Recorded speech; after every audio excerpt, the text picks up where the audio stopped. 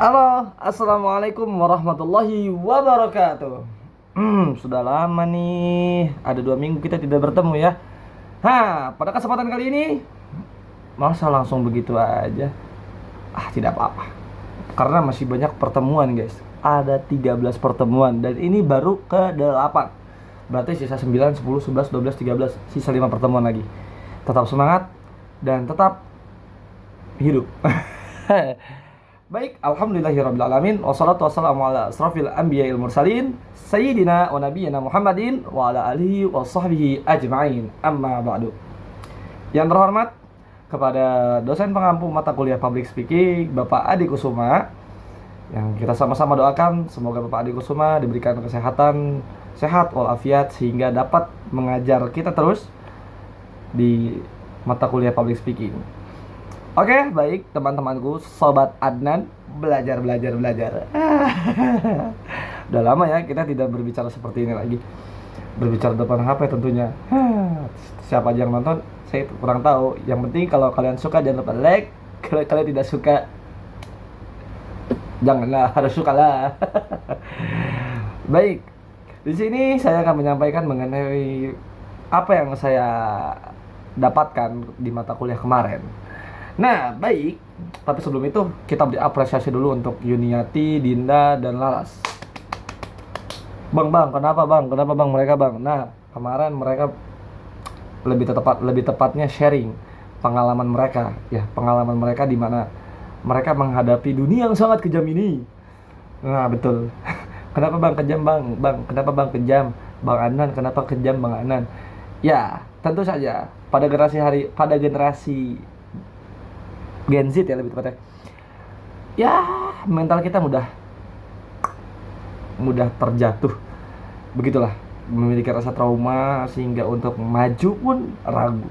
Tapi kita sama-sama doakan kepada diri kita dan diri kalian semua, semoga diberi kelancaran atas segala urusan-urusannya. Amin ya Allah ya rabbal alamin. Tidak ingin panjang lebar, pengen langsung 5 menit saja bisa tidak? Sepertinya tidak bisa. Pada kesempatan kali ini, di sini saya akan membahas mengenai prinsip komunikasi. Satu aja, tidak semuanya. Kalau semuanya kepanjangan.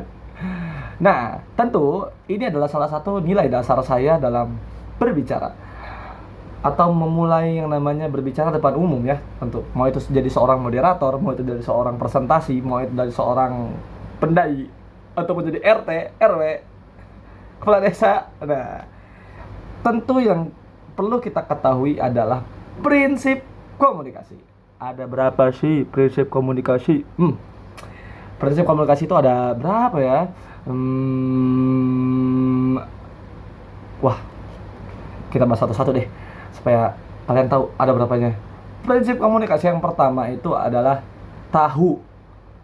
Tahunya itu bukan yang kotak yang bisa dimakan, bukan. Melainkan tahu apa saja sih informasi yang akan kita sampaikan kepada kalian semua.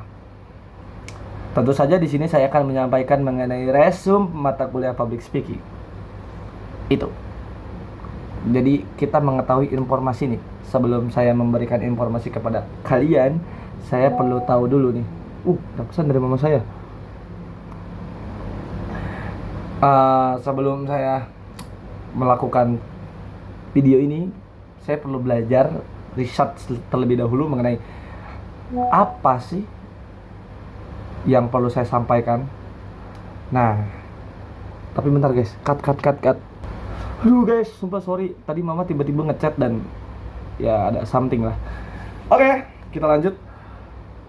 Tetap kita sebelum kita melakukan public speaking tentunya depan khalayak banyak, kita perlu tahu dulu apa yang kita kuasai yang akan kita sampaikan kepada audiens kita.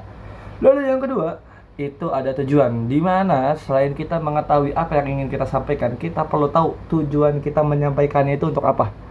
Kira-kira seorang penceramah tujuannya buat apa ya? Ada yang tahu?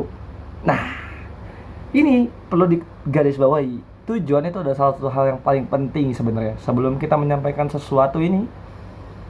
Nah, kita perlu tahu dulu tujuannya itu untuk apa.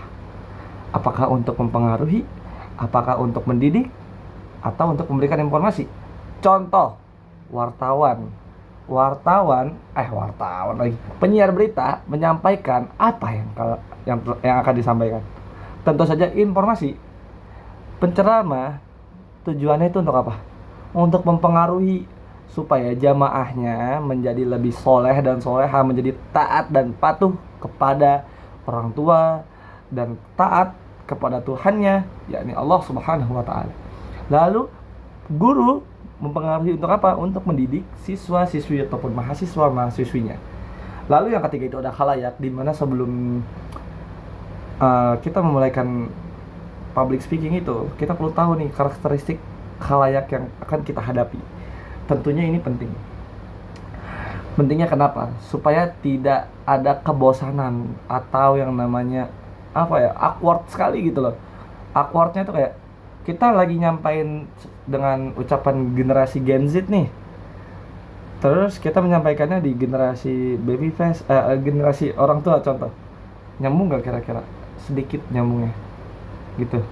Gak mungkin ada orang tuanya kita jawab pertanyaan yang sangat kalter. Iya lagi.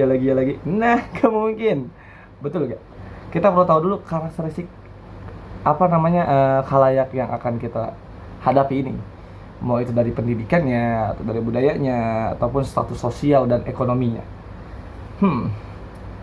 Lalu yang keempat, itu ada cara komunikasikan pesan. Nah, di sini kita perlu yang namanya menyampaikan pesan ini secara singkat, akurat, padat, sesuai dengan situasi kondisinya. Itu perlu guys sebenarnya Pak. Jadi kita nggak harus panjang lebar ngomongnya, nggak harus kemana-mana. Yang penting jamaahnya ngerti, sahabat Adnan, belajar. Itu yang terpenting.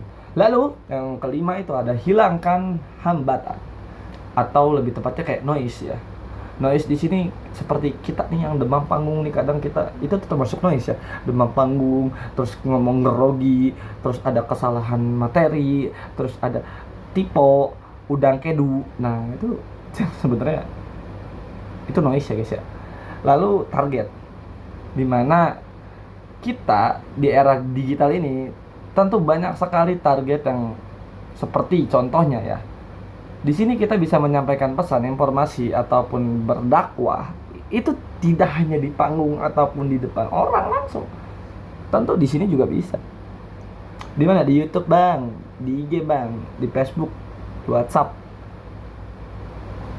Bikin video, edit, kelar, upload. Gitu. Ini kita lagi ngomong nih. Nah, itu sebenarnya guys ya. Tapi kita menyampaikan pesannya itu jelas, seperti yang tadi yang disebutkan, jelas, singkat, terperinci, dan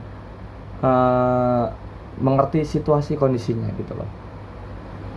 Lalu tentang ini ya, komunikasi audio visualnya. Jadi lebih tepatnya kayak ini jelas apa tidak ini suaranya, ini jelas atau tidak ini videonya. Ini supaya apa? Supaya mudah dipahami dan mudah dilihat dan enak dipandang. Mungkin itu saja yang bisa saya sampaikan, kurang lebihnya mohon maaf. Assalamualaikum warahmatullahi wabarakatuh. Bye bye. 8 menit rupanya.